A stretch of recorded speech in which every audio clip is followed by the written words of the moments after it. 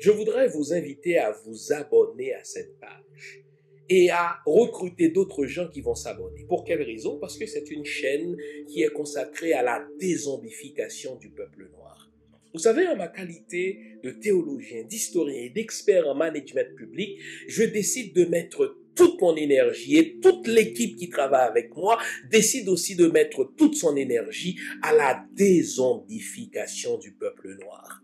L'émission s'appelle Lumière sur le monde. Eh bien, cette lumière, ce n'est pas moi. Cette lumière, c'est le travail que nous faisons ensemble. Lorsque tout à coup, on réalise qu'on nous a roulé dans la farine, on réalise qu'on nous a trompés pendant, n'est-ce pas, des siècles, et que tout à coup, nous prenons conscience de nos ressources, nous prenons conscience de notre identité, et ayant pris conscience de tout cela, nous prenons la décision de partager ce que nous sommes, ce que nous comprenons avec les autres. Donc, nous avons besoin d'avoir une masse critique d'hommes et de femmes noirs réveillés qui vont changer, n'est-ce pas, leur pays respectif pour la gloire de nos ancêtres. Nos ancêtres méritent cela. Ils se sont sacrifiés pour nous et c'est à nous aujourd'hui de prendre le relais. Comment on le fait? On le fait en se dézombifiant et en dézombifiant les autres. Je vous invite donc à liker ce qui se fait sur cette chaîne, à le sharer, à le partager avec les autres, à vous abonner et si vous l'avez fait déjà, à recruter d'autres qui vont s'abonner. On est ensemble, on garde le moral car tant que va le moral, tout va.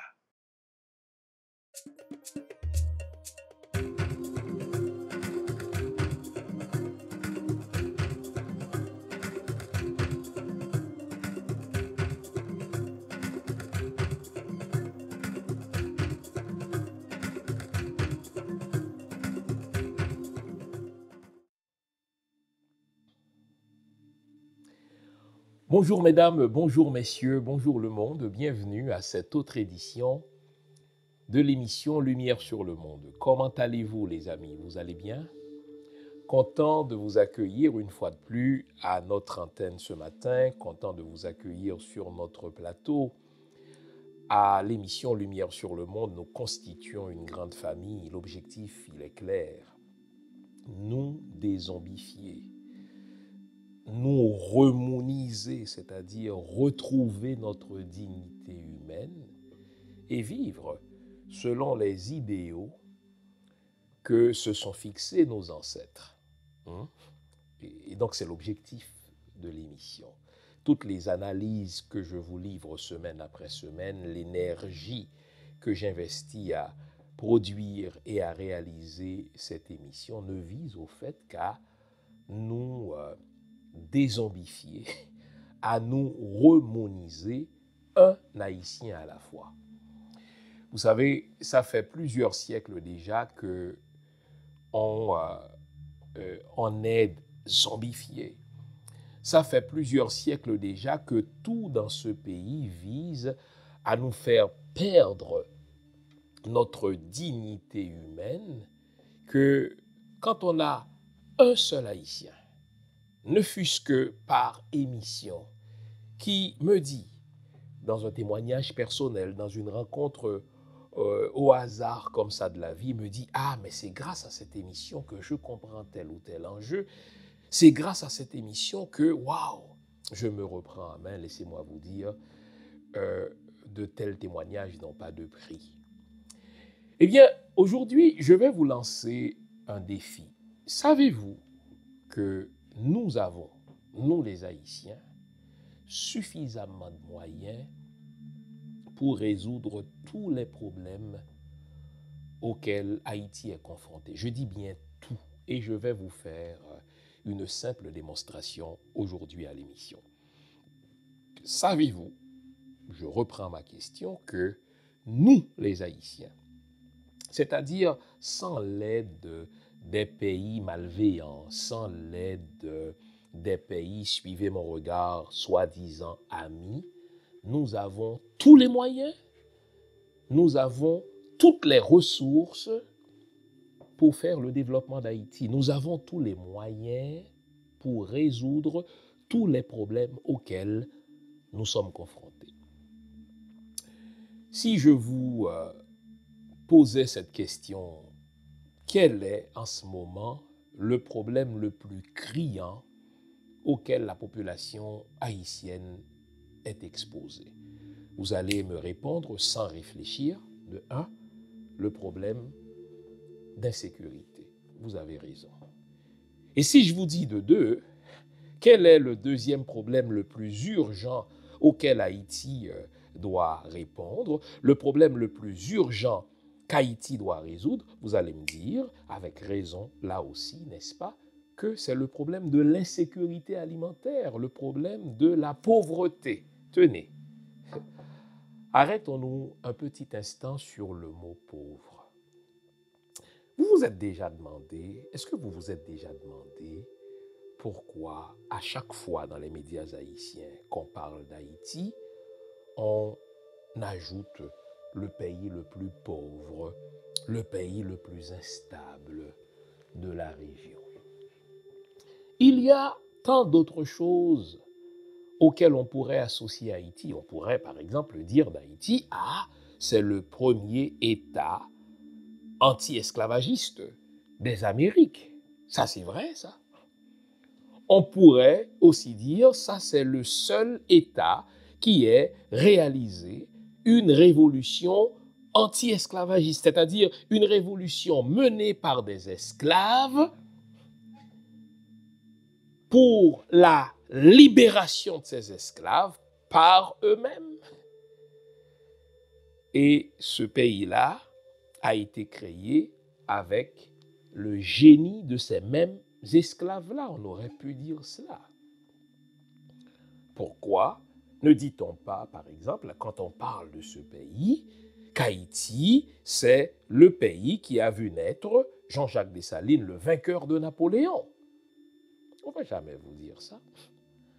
On préfère associer Haïti à la pauvreté, on préfère associer Haïti à l'instabilité. Et à force de se faire répéter cela, vous et moi, hélas, finissons par y croire.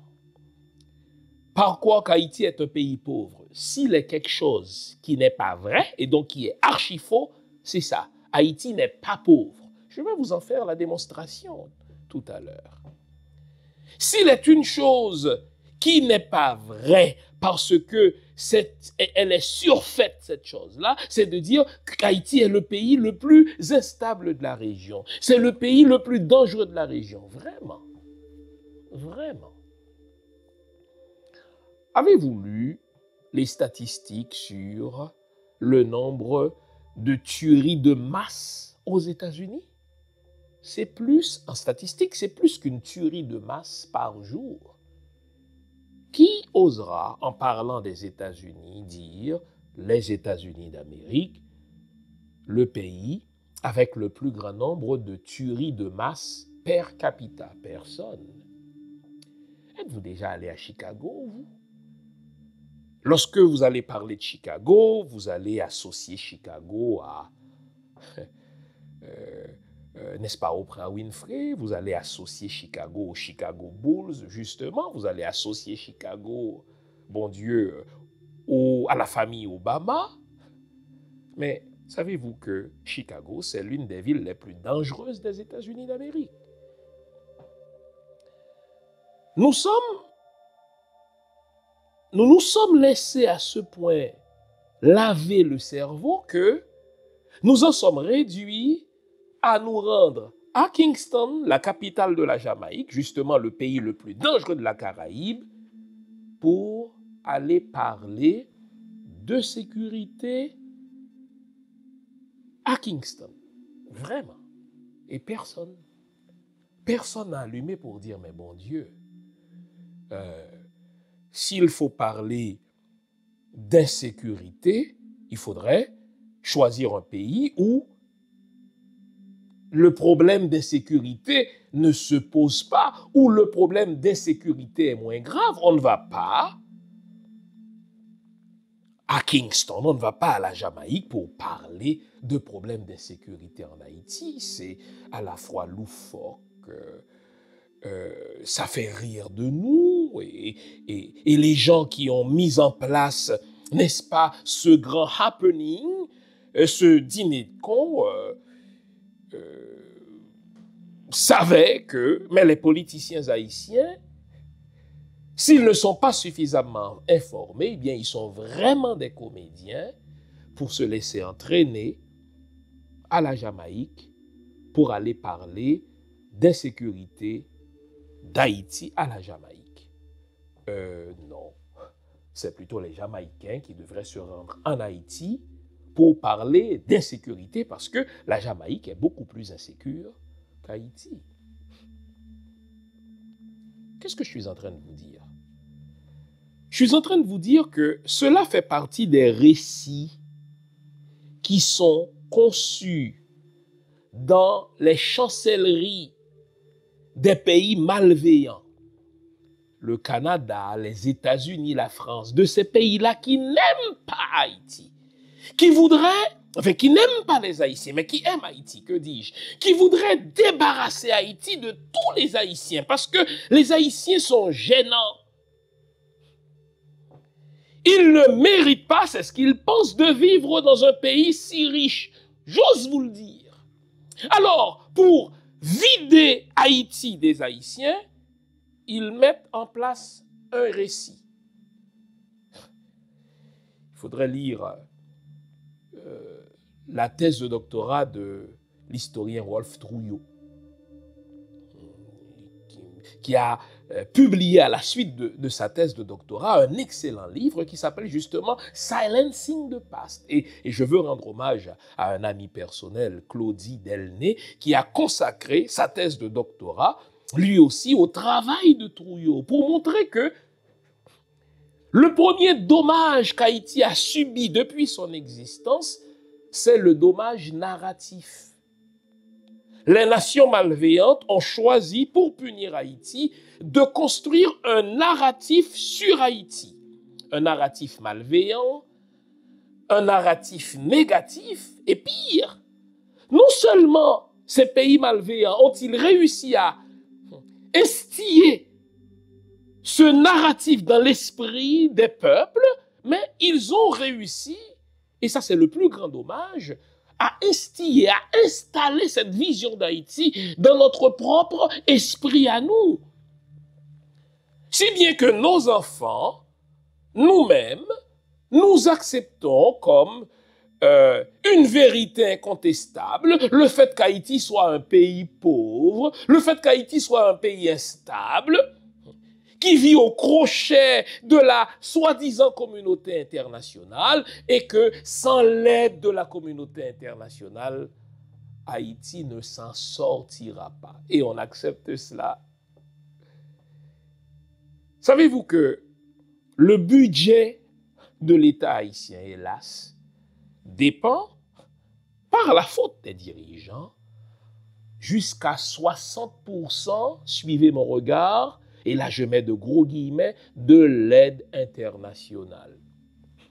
Notre police est payée en partie par le Canada, en partie en ce qui a trait aux élites, aux équipes d'élite, aux unités d'élite par les États-Unis. Et l'État haïtien dit, oh, nous sommes si pauvres que nous acceptons cela. C'est rendu que lorsque nous faisons face à des catastrophes naturelles, lorsque nous faisons face, ma foi, à des ouragans, aux tremblements de terre, nous acceptons à ce point le récit de pauvreté que nous devons faire appel aux autres pour reconstruire notre pays, pour n'offrir ne serait-ce qu'un 2 pièces à une famille haïtienne.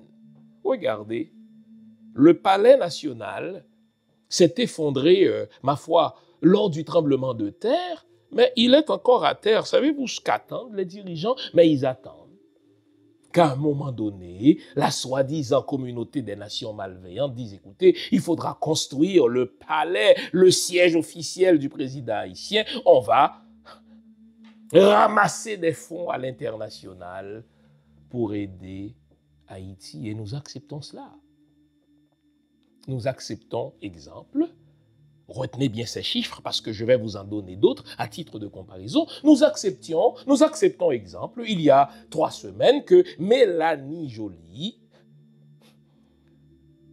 une espèce d'adolescente précoce que Trudeau a nommée ministre des Affaires étrangères du Canada, nous acceptons que Mélanie Joly promette 68 millions sur plusieurs années à la police haïtienne pour aider la police haïtienne. On dit, waouh, quelle générosité, 68 millions à la police haïtienne. Ouh. Je lisais vendredi matin une autre note de presse dans laquelle l'Union européenne promet quelque chose comme 30 millions afin d'aider la police haïtienne. On dit, waouh, quel pays pauvre. Ce pays est si pauvre que le Canada doit aider sa propre police en prenant de l'argent de la poche du contribuable canadien jusqu'à 68 millions pour aider la police haïtienne. Waouh! 60 plus 68 plus 30, ça fait 98 millions. 30 millions que tout un continent, l'Union européenne, promet d'injecter dans le budget haïtien pour aider la police haïtienne. Et le Canada, dans sa grande générosité de pays de blanc, promet 68 millions. Et ça, c'est sur plusieurs années. Hein? Je vais vous étonner. Savez-vous, et je vous regarde dans les yeux, que ça là, c'est rien.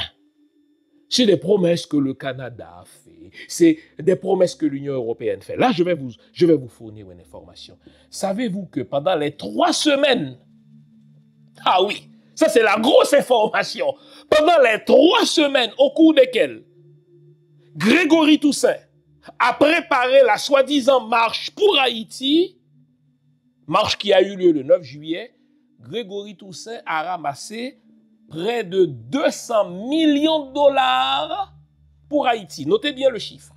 Et je vais vous donner des détails. En 3 semaines, Grégory a dit qu'il a reçu l'appel du Seigneur pour préparer une marche mondiale. Et dès qu'il a lancé son initiative, dès qu'il a fait sa première annonce, à savoir, bon, on va avoir une marche mondiale pour Haïti, on va marcher pour le changement d'Haïti, il a invité les gens à donner. Je vous le dis, dès la première semaine, Grégory Toussaint a ramassé pour la marche 40 millions de dollars. 40 millions de dollars en une semaine, c'est plus que l'Union européenne promet de donner à la police haïtienne sur plusieurs années. Je vous le dis. Dans la 2e semaine, Grégory Toussaint a ramassé plus de 80 millions de dollars pour la marche. Vous additionnez 80 à 40, ça fait déjà 120 millions. Et vous savez comment nous sommes, nous les Haïtiens, nous sommes émotionnels, nous aimons Haïti, c'est la bonne chose. Et dès qu'on nous parle d'Haïti, nous sommes prêts à vider, n'est-ce pas, à casser notre petit cochon, à vider notre bourse pour aider Haïti. Dans la 3e semaine, Grégory Toussaint a ramassé plus que 100 millions de dollars. Faisons la petite addition. Première semaine, 40 millions. 2e semaine, 80 millions, on est à 120 millions. Et dans la 3e semaine, 100 millions de dollars. Vous savez d'où me viennent ces chiffres? Simple. J'ai fait une émission mercredi dernier que je vous invite à regarder qui s'intitule « Pensée critique versus pensée magique ». Et dans la première partie de l'émission, émission que j'ai co-présentée avec un psychologue le père Eddie Eustache qui nous montrait la différence entre la pensée critique et la pensée, n'est-ce pas, et la pensée magique. Et il nous montre comment les églises et toutes les religions, n'est-ce pas, le vaudou, le christianisme, n'est-ce pas, le protestantisme, nous ont bernés avec la pensée magique en nous faisant croire qu'il s'agit de prier, qu'il s'agit de faire un rituel pour résoudre le problème. Mais dans la première partie de l'émission, je suis revenu sur la marche de Grégory, ce qu'elle est une bonne chose, ce que cette marche révèle. Le peuple haïtien aime Haïti et est prêt à se lever pour que les choses changent. Et j'ai surtout dit ce que la marche n'est pas. La marche n'avait rien à voir avec Haïti. La marche, c'était une démonstration de force de Grégory Toussaint, un positionnement politique grâce auquel il dit au bureau ovale et au département d'État, désormais, lorsque vous allez prendre une décision sur Haïti, vous devez m'inviter moi. Et c'était surtout une belle occasion pour Grégory de se faire beaucoup d'argent pour construire son église. Après l'émission, dès le lendemain de l'émission, j'ai reçu 2 appels des membres de l'équipe financière de Tabernacle de Gloire de Grégory. L'un d'entre eux m'a dit, mais docteur Fils-Aimé, vous m'avez ouvert les yeux. On a ramassé beaucoup d'argent pour la marche et Grégory Toussaint, selon ce qu'il a dit sur Télémétropole de Wendell, Grégory Toussaint a donné son chiffre, nous avons dépensé près de $1 million pour la marche.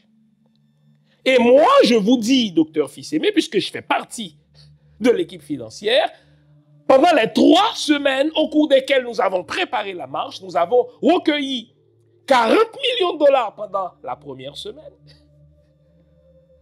80 millions pendant la 2e semaine et plus de $100 millions dans la 3e semaine. Alors là, les amis, nous avons de quoi dire non aux 68 millions du Canada. Nous avons de quoi dire non aux 30 millions de l'Union européenne. Nous avons de quoi dire non.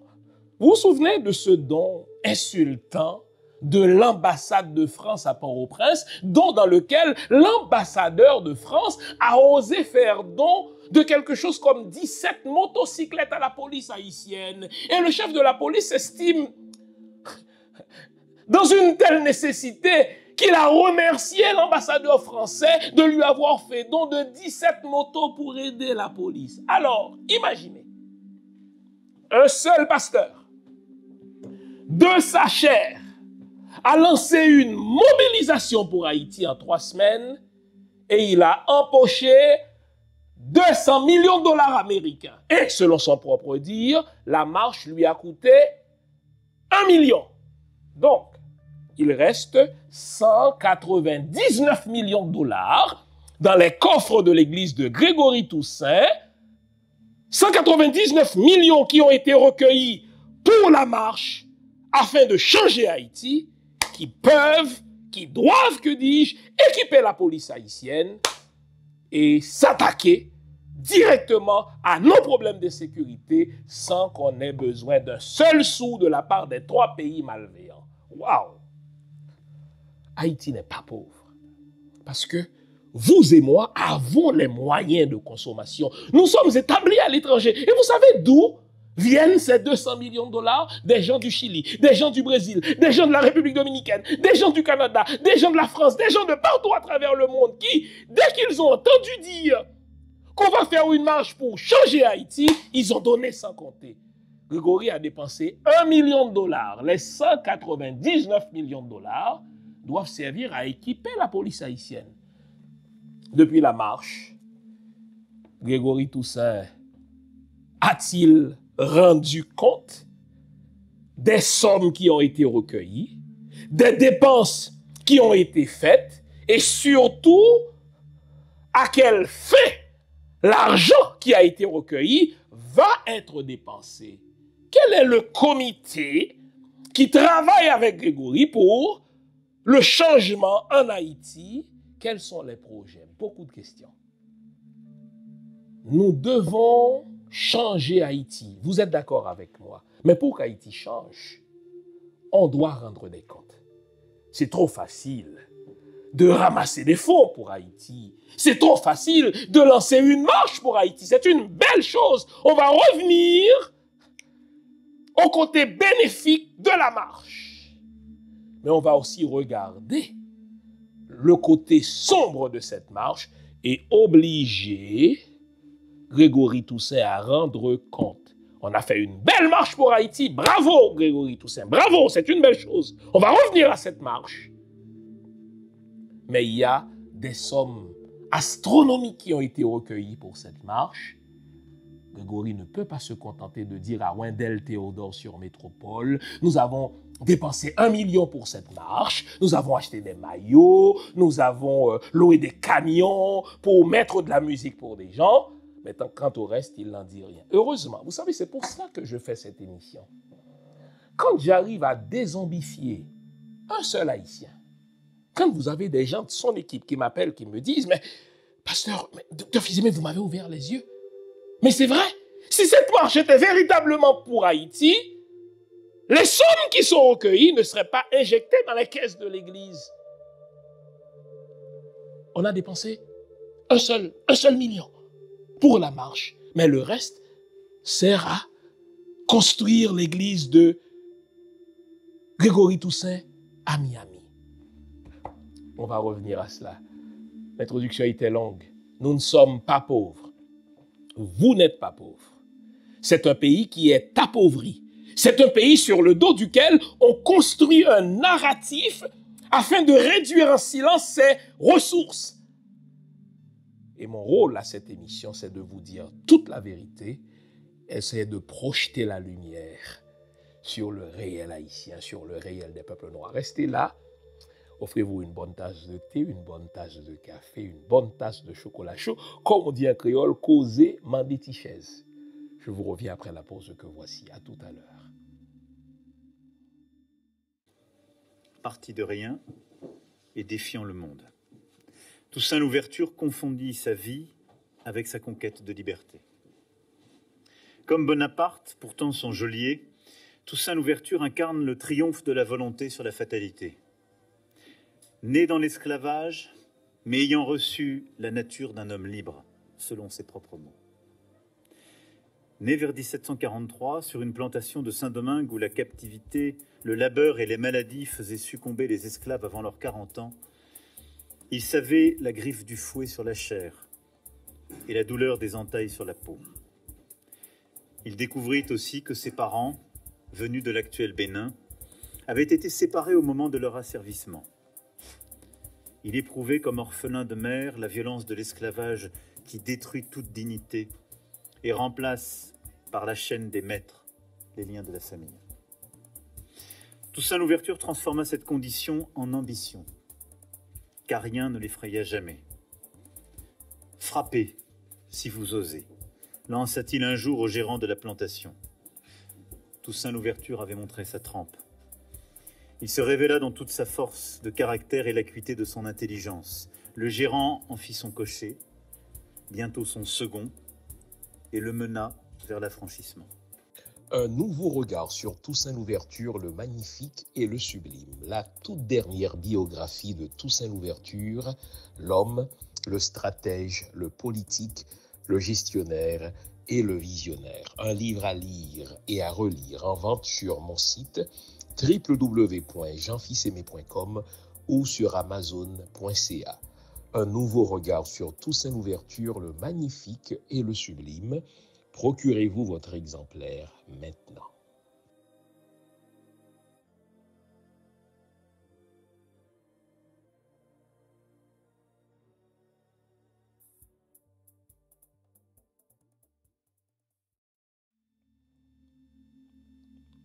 Avant la pause, on s'était promis de revenir à la marche du 9 juillet.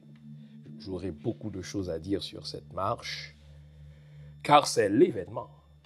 Au fait, c'est un événement historique, c'est un événement inédit. On n'avait pas tout à fait les chiffres. Les évaluations les plus conservatrices nous donnent 200 000 personnes. D'autres, réalistes, à mon sens, nous parlent de 1 million de personnes. Mais c'est impressionnant. Mais bravo aux organisateurs de la marche. Bravo, en ce sens-là, à Grégory Toussaint. Félicitations, Grégory. Bravo. La marche, elle est historique.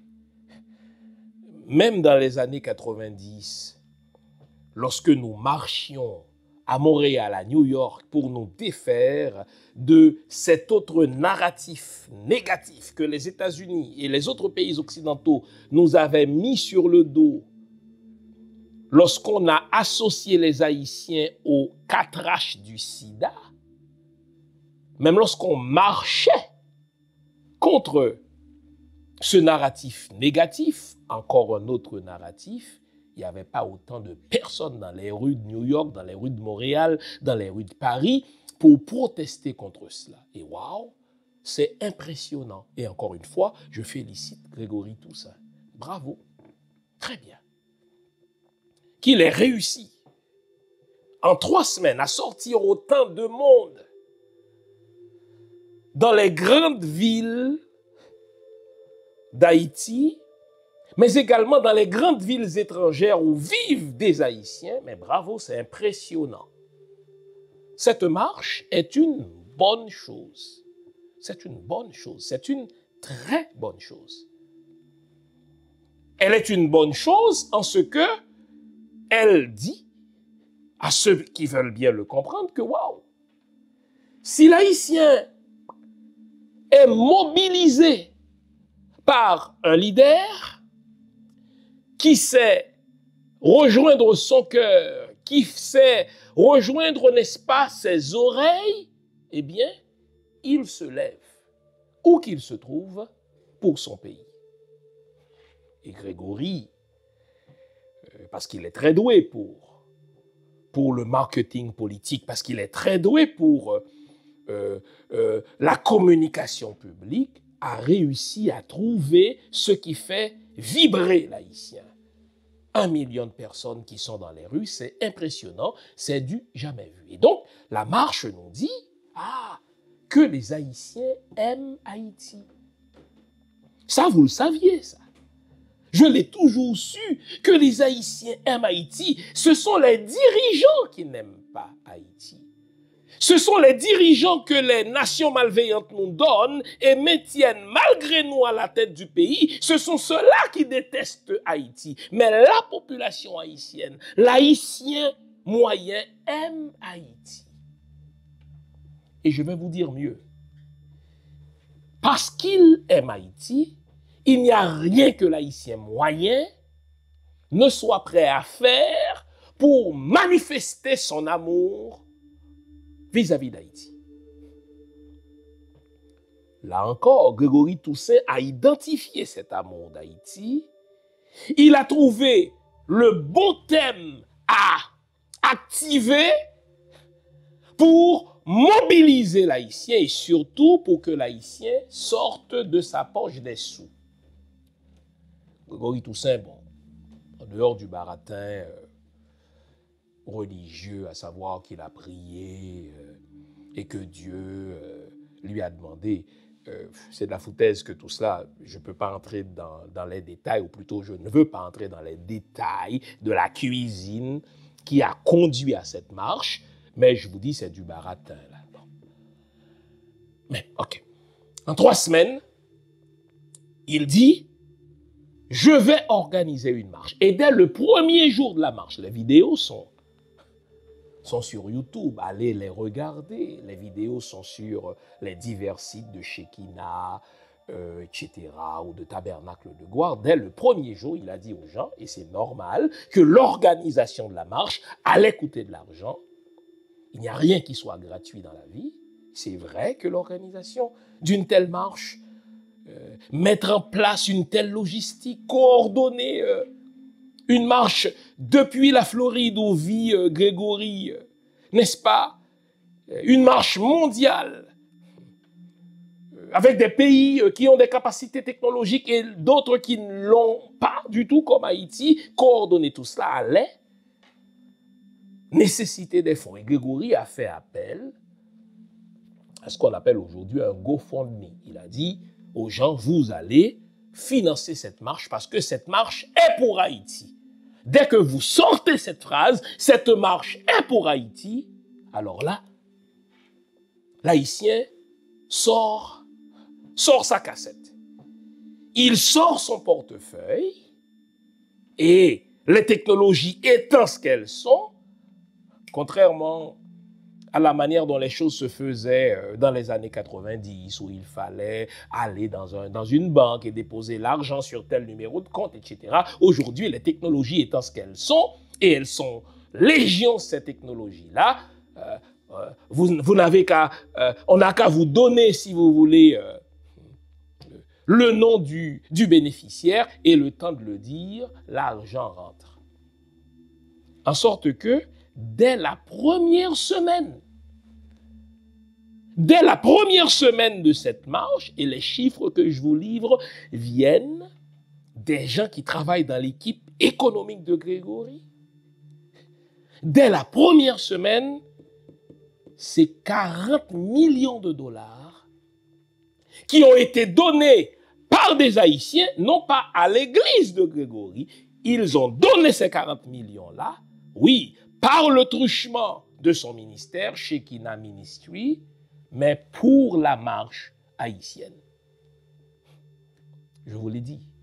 Dans la deuxième semaine, c'est 80 millions qui ont été recueillis, et dans la troisième semaine, c'est 100 millions de dollars.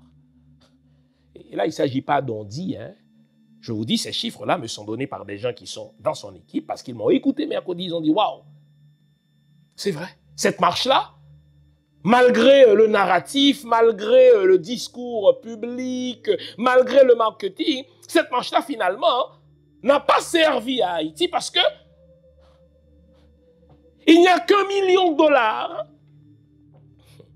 qui ont été investis effectivement dans la marche. Le reste dans les coffres de l'église. Il faut qu'on fasse quelque chose pour cela. Alors là, on m'a livré. Et vous savez, il n'y a rien de plus traçable aujourd'hui qu'un don qui est fait par des applications électroniques. Oui, bien sûr. Il n'y a rien de plus traçable.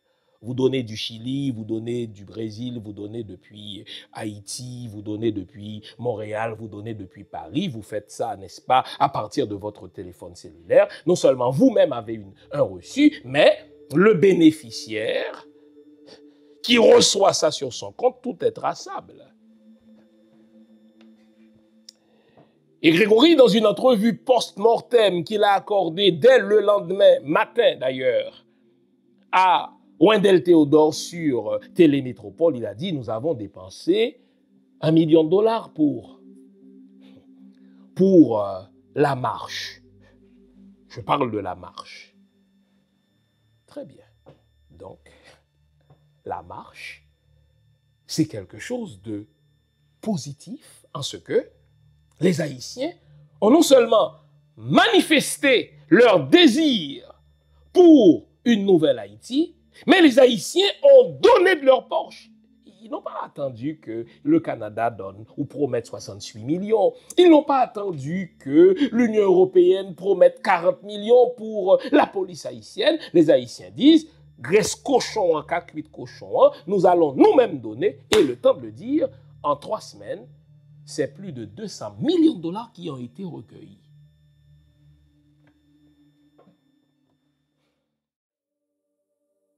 Depuis plus de 40 ans, il est le visage de la fiabilité, du sérieux et du professionnalisme en matière de produits financiers. Son nom, Louis-Yves Lucien. Pour toutes vos questions concernant la vente, l'achat, le financement ou le refinancement d'une propriété au Québec, c'est lui la solution. Louis-Yves Lucien, au téléphone 514-867-8352. Son email, lilucien@commercial royallepage.ca. Louis-Yves Lucien, la fiabilité à portée de main.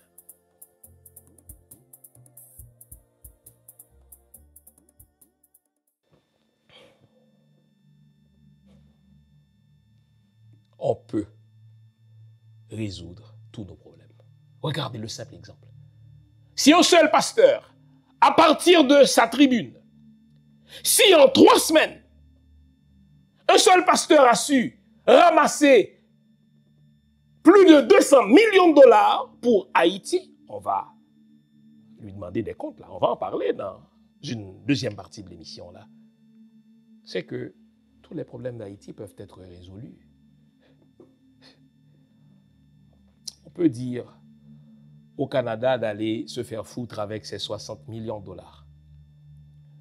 On peut dire à Mélanie Joly d'aller voir ailleurs avec ses promesses d'ivrogne, d'investir dans la police haïtienne, mais via la République dominicaine, parce qu'Haïti est trop dangereux, on ne peut pas envoyer des policiers qui sont formés pour résoudre des problèmes de sécurité.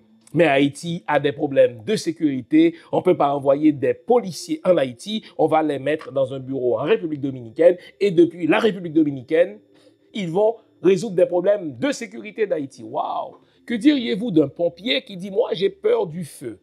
Ouais. Ou d'un chirurgien qui a peur du sang. Ouh! Oui, comment on se fout de notre gueule?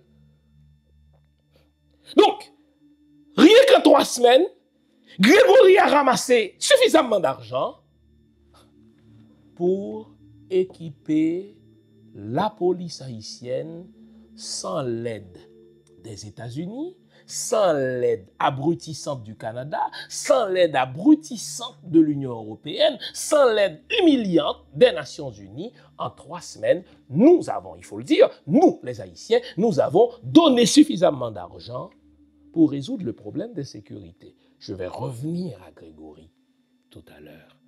Mais ceci, les amis, est une pâle illustration de ce que, en tant que collectivité, nous pouvons faire s'il y a quelqu'un qui nous dit quoi faire et pourquoi le faire. Grégory, qui est un fin tribun, il y a beaucoup de réserves que je vais vous esquisser tout à l'heure. Mais appelons un chat un chat. C'est un brillant communicateur. C'est un excellent tribun, même si c'est un manipulateur aussi. Mais gardons la chose. C'est un excellent orateur. Et ma grand-mère disait, Raïchien mais dit le pis c'est pas pédale. Raïchien dit dans le blanc. Eh bien, c'est un excellent orateur. Il a su trouver le thème. Et on souffre pour Haïti. On a besoin de respirer. C'était le cri de George Floyd. Nous avons des problèmes de sécurité, nous avons des problèmes, n'est-ce pas, des problèmes de sécurité alimentaire. Eh bien, et on souffre pour Haïti. Et là, j'étais heureux de voir qu'il n'a pas demandé aux étrangers de nous donner de l'argent. Il a dit au peuple haïtien, donnez vous-même. Et là, c'est 200 millions en 3 semaines. Bravo. On va se poser la question, est-ce que cet argent-là va vraiment être investi pour Haïti? Où se trouve-t-il maintenant? Grégory n'a pas encore rendu compte de cela par le fait qu'il a dit sur Métropole, nous avons dépensé $1 million. Fine, mais pas votre église là, c'est l'argent de tout le monde. C'est important ce que je vous dis là. J'ai un confrère de la radio, le directeur de la radio CPAM, maître Jean-Ernest Pierre, qui en 2000, est-ce que c'était en 2004, de mémoire, avait organisé une levée de fonds pour sa ville natale, la ville des Gonaïves. Vous vous souvenez de l'ouragan Jeanne qui avait ravagé la ville des Gonaïves? Mais il avait lancé une espèce de campagne comme ça, de financement. C'était bien avant les réseaux sociaux, bien avant les GoFundMe. Mais lui, il a dû rendre des comptes. Il a donné une conférence de presse, plusieurs conférences de presse. Il a donné des entrevues aux médias d'ici. Il a invité un comptable à auditer les fonds qui ont été ramassés et à quelle fin ils ont été dépensés. Et même la police fédérale a dû y mettre son nez. La police fédérale canadienne pour dire, écoutez, oui, telle somme a été dépensée. On a ramassé telle somme à telle finalité. Voici comment les sommes ont été dépensées. C'est comme ça qu'on agit avec des fonds du public. C'est comme ça qu'on agit avec des fonds du public. Autrement, on peut être poursuivi pour abus de confiance. Donc, Grégory a lancé une bonne initiative d'organiser une marche pour Haïti, pour qu'Haïti puisse mieux respirer et on souffle pour Haïti. Les problèmes les plus criants d'Haïti sont l'insécurité physique, l'insécurité alimentaire. Il a fait appel aux Haïtiens, donnez pour la marche. Nous avons donné. Et ces 200 millions qui ont été recueillis, Grégory, de ces 200 millions, a dépensé, selon son propre dire, $1 million. Il reste donc dans les coffres de l'église de Grégory 199 millions de dollars. C'est retraçable. Il faut qu'il donne une conférence de presse, preuve à l'appui, montrer comment, dès le premier jour, les gens du Chili, les gens du Brésil, les gens de la République dominicaine, les gens de partout ont commencé à donner. C'est très retraçable. Les enquêteurs disent « follow the money », suivez l'argent. Et normalement, comme homme de Dieu, suivez mon regard, il devrait croire en la transparence. On n'est pas en théocratie, là, on n'est pas dans l'Ancien Testament.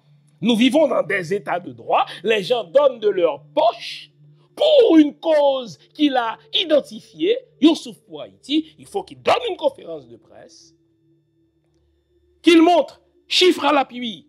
Le premier soir, nous avons recueilli tel montant, tel pourcentage vient de tel pays. Oui, bien sûr, tout cela se fait. Le deuxième jour, nous avons recueilli tel montant. Le troisième jour, le quatrième jour, etc. Ça donne une somme de, ça c'est les recettes. Nous avons dépensé, selon son propre dire, 1 million, soit pour l'achat de maillots, etc., pour l'envoi de ces maillots-là, pour l'achat des technologies, etc.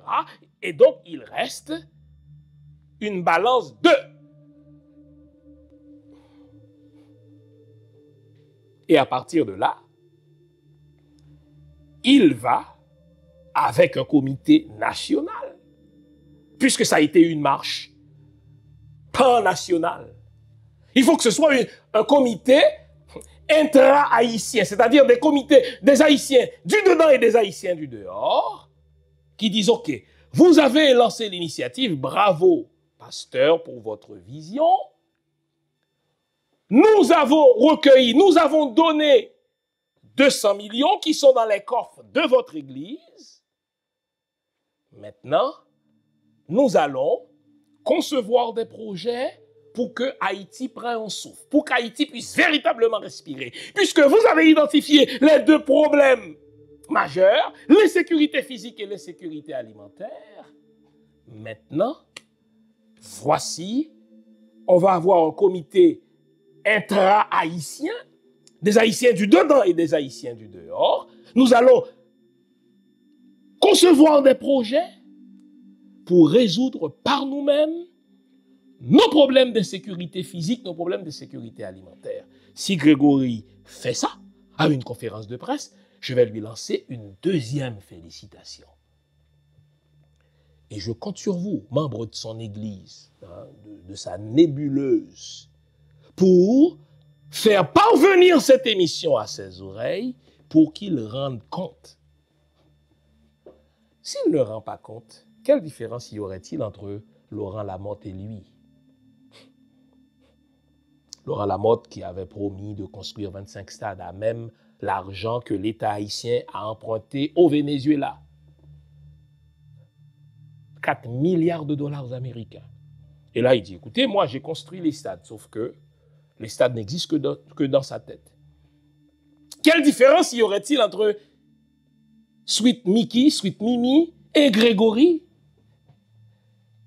L'équipe Martelly-Laurent Lamotte a mis sur pied une taxe sur les Haïtiens de la diaspora. À chaque fois que vous faites un transfert vers Haïti, où que vous soyez, à chaque fois que vous passez un appel vers Haïti, où que vous vous trouviez, il y a $1,50 qui est prélevé sur vous. Et Laurent Lamotte et Michel Martelly avaient promis que cette somme-là servirait à payer les professeurs d'école. Cette taxe-là existe depuis 2010. Nous sommes en 2023, depuis 13 ans. Ils ont rendu rapport de l'argent 2 ou 3 fois. Et aujourd'hui encore, avec l'équipe de voleurs PHTKistes qui est au pouvoir, on ne sait à quelle fin cet argent-là, qui est nôtre, est servi, puisque les profs ne sont toujours pas payés. Quelle différence y aurait-il entre Grégory Toussaint et Laurent Lamotte et Michel Martelly s'il ne rend pas compte? On n'a pas donné cet argent à l'église de Grégory. On n'a pas donné cet argent à Grégory. On a donné l'argent pour qu'Haïti change. On a donné cet argent pour une marche pour Haïti. Il doit rendre compte. C'est ça, les amis. Gérer des fonds publics, ça devient un fonds public. Je ne connais pas la loi aux États-Unis, mais au Canada, il suffirait que quelqu'un dise, écoutez, nous avons donné pour que les choses changent en Haïti. Depuis qu'on a donné, mais il ne rend pas compte, on veut savoir.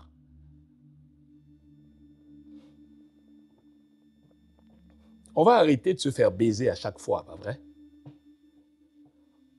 On va arrêter de se faire fourrer à chaque fois qu'on dit Haïti et qu'il y a quelque chose pour Haïti. Et puis, on donne, mais on refuse de poser des questions. C'est une bonne chose de se mobiliser pour Haïti. Bravo Grégory d'avoir réussi à mobiliser tant d'Haïtiens. C'est une bonne chose que de donner pour Haïti. Deuxième bravo à Grégory, bravo Grégory d'avoir sollicité les Haïtiens pour changer Haïti. Mais là, je deviens méfiant. Combien avez-vous ramassé, Grégory?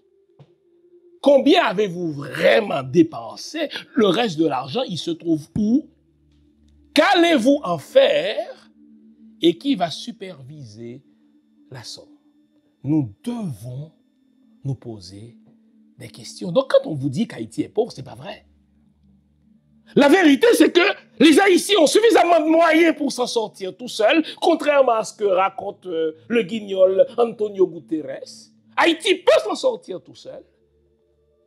Nous, les Haïtiens, du dehors, et je ne veux pas insulter mes frères du dedans, eux aussi ont donné, selon les chiffres que m'ont fournis des membres de l'équipe de Grégory. Les Haïtiens du dedans ont donné aussi, parce qu'eux aussi ont un cellulaire là. Donc nous, les Haïtiens, avons les moyens de résoudre nos problèmes. Pourquoi à chaque fois on nous sollicite pour une cause, on nous baise et on continue de nous baiser, d'autres recommencent à nous baiser, c'est parce que vous ne faites pas ce que je suis en train de faire là, demander et exiger des comptes à ceux qui ont ramassé de l'argent pour Haïti. Quand on est initié, ce qui est convoqué, c'est à la fois l'aspect symbolique, mais aussi l'invisible. Donc c'est difficile pour moi de vous raconter. Par contre, ce que je peux dire, c'est que les initiations dans le vaudou, elles ont toujours un lien avec le fait de se perfectionner soi-même et de travailler avec les éléments de la nature visibles et invisibles. Quand on parle de vaudou et qu'on vous pose la question, quelle est la définition que vous donnez du vaudou? Alors, ma définition, qui est assez personnelle, elle consiste à dire que déjà, pour moi, ça n'est pas une religion. Parce que j'ai cette phrase qui me vient en tête, hein, qui m'a beaucoup marquée, qui était de dire « Le vaudou, je n'y crois pas, mais ça existe. Croire, c'est la relation verticale entre soi et son Dieu, quel qu'il soit. C'est la religion, la croyance, la foi.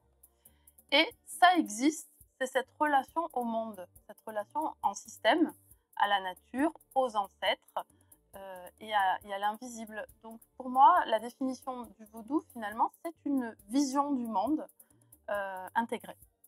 Pour vous aider à vous défaire de tous les mensonges qu'on vous a débités au sujet du vaudou, je vous propose une trilogie fondamentale. Vaudou, je me souviens, et si les lois n'étaient pas les diables, et enfin, Vaudou 101, une spiritualité moderne sans sorcellerie. Ces 3 livres sont disponibles sur mon site web www.jeanfils-aimé.com ou sur amazon.ca.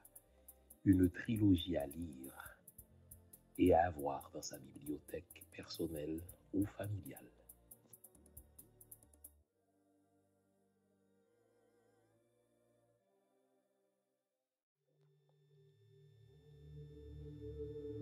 Nous ne sommes pas pauvres. Ne laissez plus personne vous faire croire qu'Haïti est un pays pauvre. Je vais parler des ressources de ce pays tout à l'heure. Ne laissez plus personne vous faire croire que le peuple haïtien est pauvre. Non, le peuple haïtien, désormais, c'est ceux qui vivent à l'intérieur et ceux qui vivent à l'extérieur. Nous qui vivons à l'extérieur, nous n'avons rien à envier aux citoyens du pays d'accueil. Qu'est-ce que j'aurais à envier aux citoyens canadiens? Le citoyen canadien peut s'acheter telle chose, je vais l'acheter telle chose. Le citoyen canadien a tel revenu, j'ai un revenu. Donc, on a les mêmes moyens.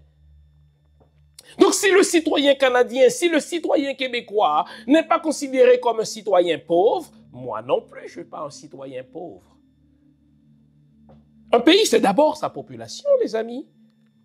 Si le peuple haïtien, en l'espace de 3 semaines, a pu, pour une seule cause, donner à un seul pasteur plus de 200 millions de dollars, bon Dieu, nous pouvons faire beaucoup plus que cela.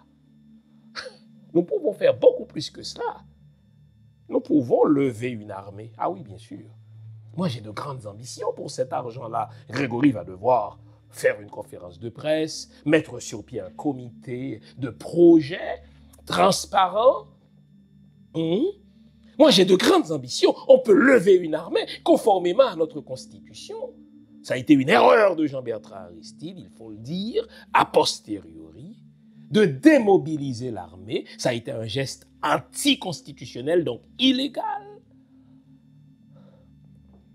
Nous avons besoin d'une armée, nous avons besoin d'une gendarmerie. Nous avons besoin d'une police, n'est-ce pas, plus équipée, d'une police, n'est-ce pas, numériquement forte. Et heureusement, dans la Constitution haïtienne, tout est prévu. On prévoit que les 18 et 25 ans doivent, je dis bien, doivent faire du service militaire. Imaginez une armée haïtienne dans laquelle les 18-25 ans seraient recrutés pour apprendre à manier des armes, comme on le voit à Cuba, comme on le voit, n'est-ce pas, en Israël. Et nous pourrions faire cela sans demander pas un putain de sou des États-Unis. D'ailleurs, les États-Unis disent Haïti, eux n'ont pas besoin d'armée, je vous emmerde. OK? Vous n'avez pas à mettre votre nez dans notre affaire. Nous pouvons recruter, n'est-ce pas, des cadets pour notre police sans prendre un seul sou de la main de Mélanie Joly qui se fout de notre gueule en passant, qu'elle garde son putain de dollars. Si nous avons pu donner en 3 semaines 200 millions de dollars américains, imaginez s'il y avait une cotisation constante pour des projets transparents, pour des projets nationaux. Imaginez les amis.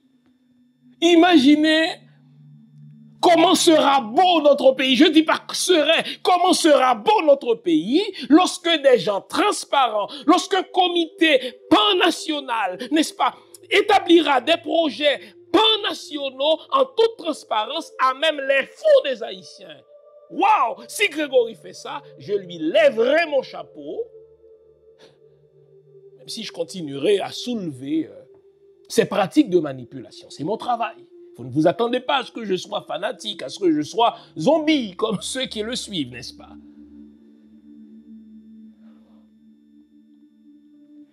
Imaginez des projets en agriculture, imaginez des projets en éducation.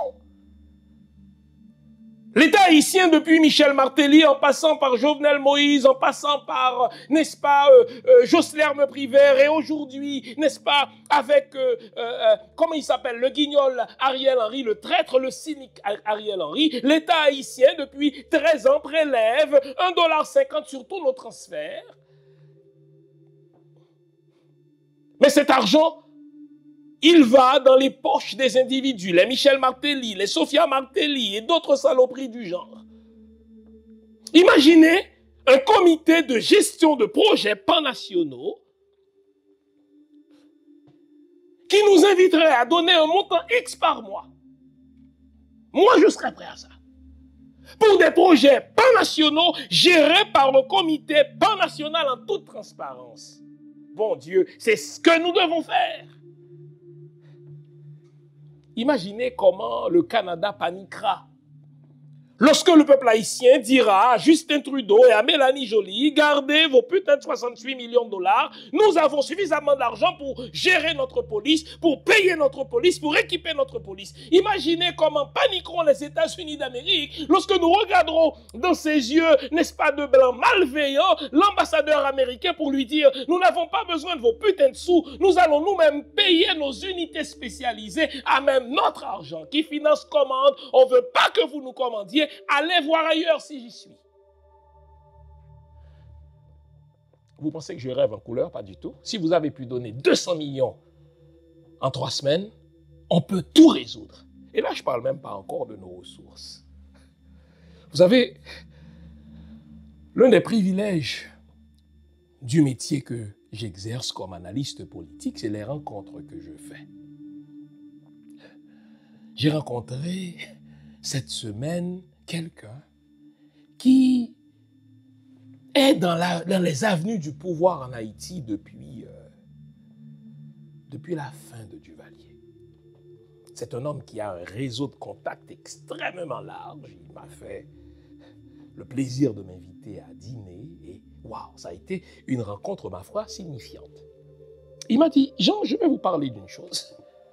Une fois, j'ai dîné à plusieurs reprises avec un ancien président dominicain. Son fils aujourd'hui, c'est comme de la famille pour moi, etc. Et une fois, le président dominicain a sorti une carte des ressources d'Haïti. Écoutez bien. Il dit, monsieur, vous ne comprenez pas. Votre pays, c'est le pays le plus riche de la région. Les Français et les Espagnols qui vous ont colonisé ont touché seulement à de l'or, là, etc.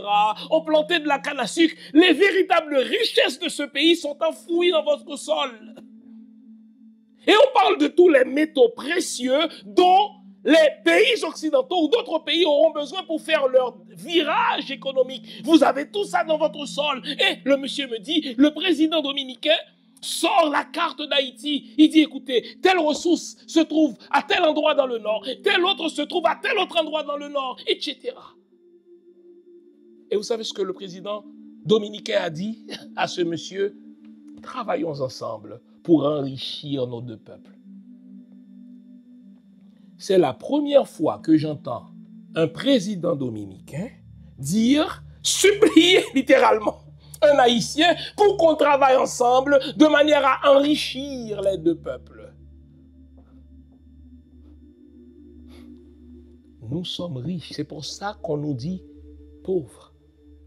Nous sommes riches, c'est pour ça qu'on nous dit instables.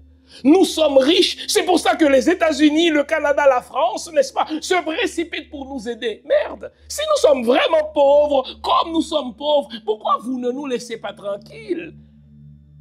Pourquoi vous tenez à nous donner un sweet Mickey?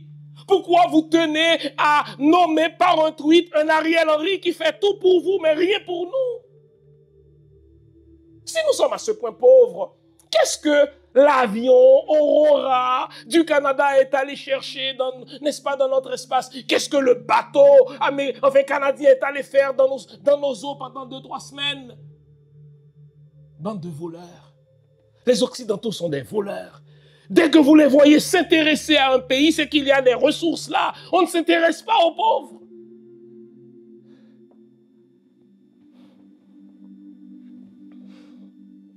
Vous vous souvenez? Je vous ai parlé de la Chine la semaine dernière, de la grande Chine qui avait fait une offre à Jovenel Moïse.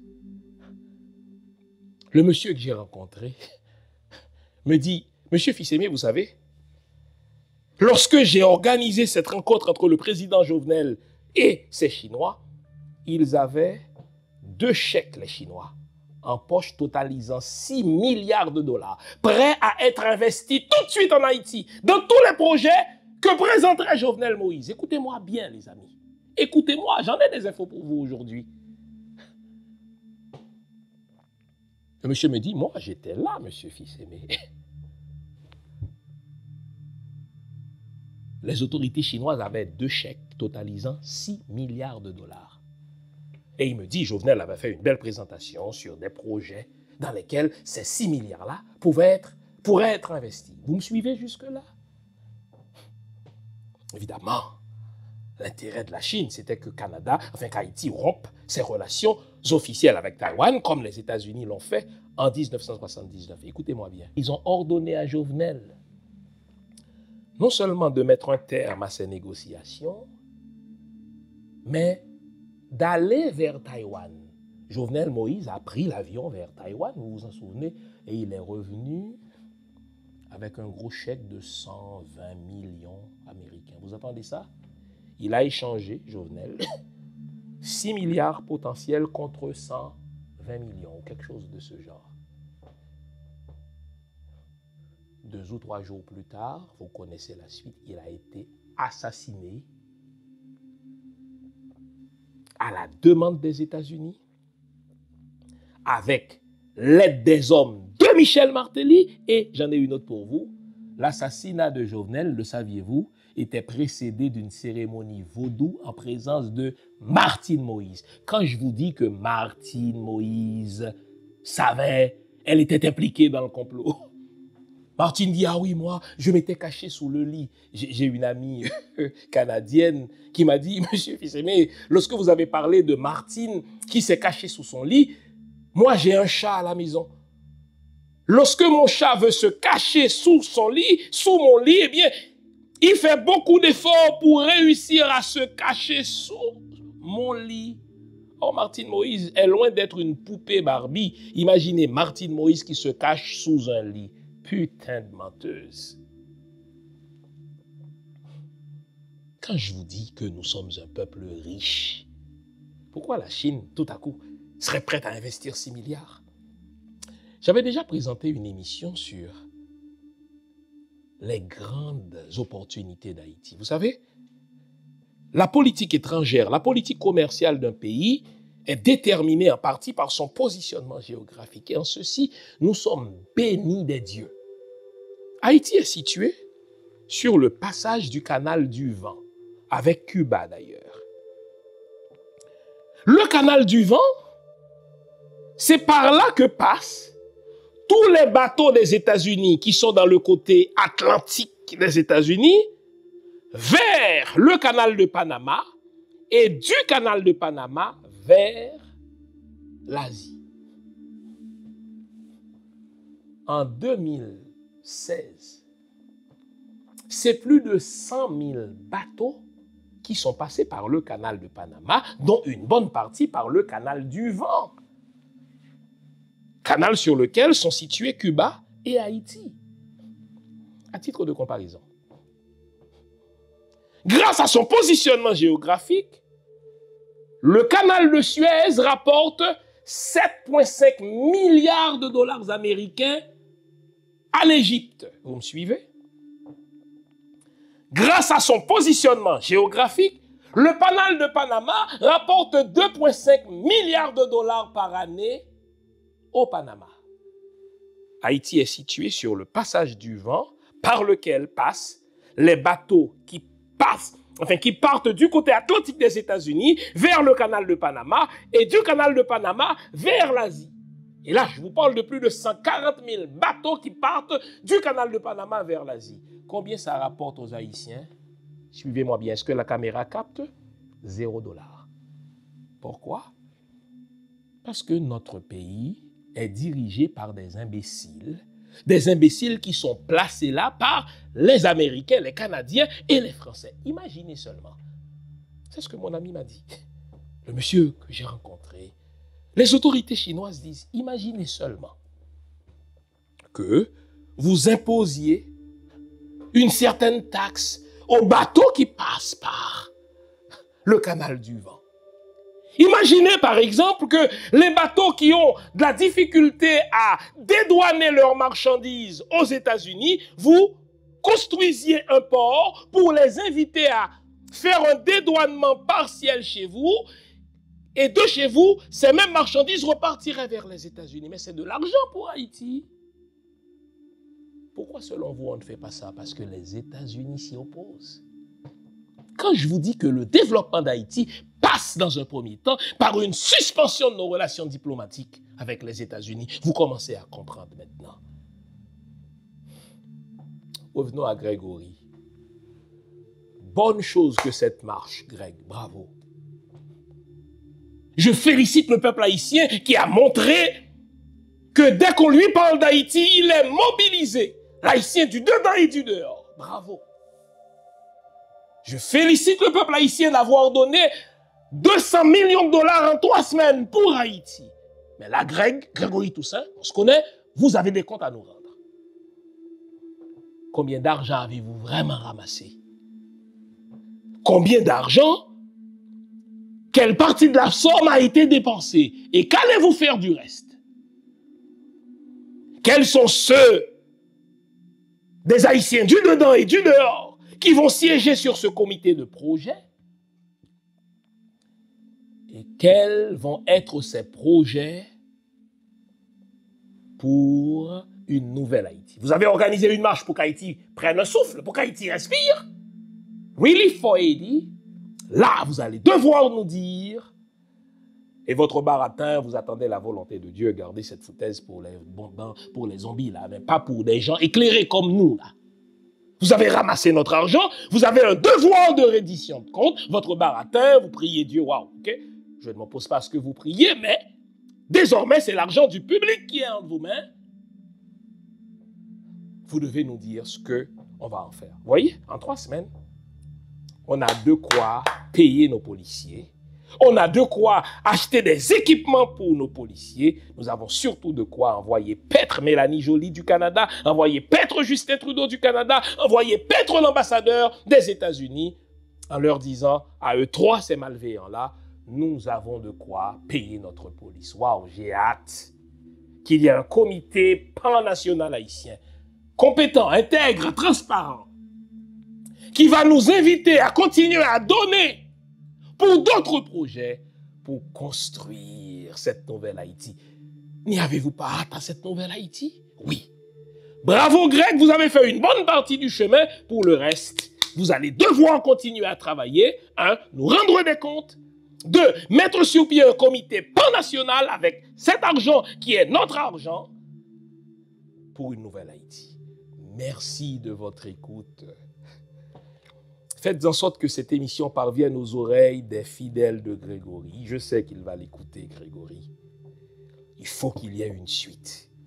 Cette affaire de marche émotionnelle, et puis il n'y a plus rien. Non, c'est fini ça.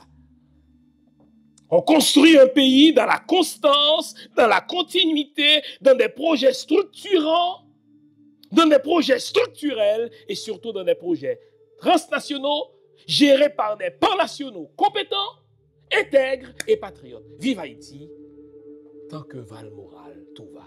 Au revoir, bonne semaine.